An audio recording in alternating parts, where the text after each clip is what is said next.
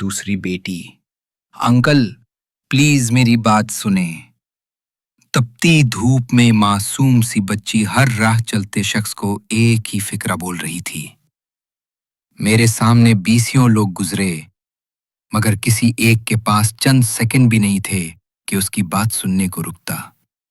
शक्लो शबाहत से वो एक सुलझी हुई बच्ची लग रही थी और हर कोई उसे पेशावर भिखारी समझकर गुजर रहा था।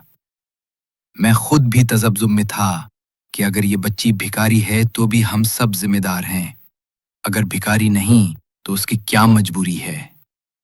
मैं अभी फैसला करने की कोशिश कर रहा था कि एक देहाती लिबास में गरीब सा शख्स बच्ची की तरफ बढ़ा। मैं भी करीब हो गया। क्या बात है बेटा?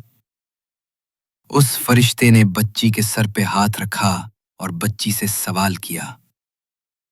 मासूम सी बच्ची के दिल में रुका हुआ तूफान आंखों से बहने लगा।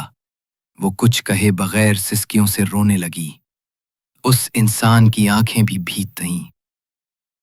जब खूब रो लिया तो बच्ची बोली, मेरे अब्बा को कुछ लोगों ने मार दिया और मेरी माँ वो सामने अस्पताल में मरने वाली है। डॉक्टर अंकल कह रहे हैं दवाई चाहिए, मेरे पास पैसे नहीं। माँ मर गई तो मैं कहाँ जाऊंगी? नहीं मरेगी तुम्हारी माँ, देहाती ने बच्ची को सीने से लगाते हुए कहा। उसकी आवाज में दर्द था, इंसानियत का दर्द। बच्ची को लेकर वो अस्पताल की तरफ चल पड़ा। मैं भी साथ हो लिया। हम डॉक्टर के पास पहुंच गए। देहाती ने अपने पुलों से एक पोटली निकाली और डॉक्टर की मेज पर रख दी। डॉक्टर बाबू, उस वक्त मेरे पास यही है। अगले हफ्ते मेरी बेटी की शादी है। जमीन बेची थी कि उसे जेवर दूंगा। बचपन से उसे जेवर पहनने का शौक था। मैं गरीब आदमी हूं। मेरी एक ही बेटी थी, आज 2 हो गईं। मेरी दूसरी को बचा लो, मैं पहली को एक बार फिर झूठा जेवर पहना दूंगा।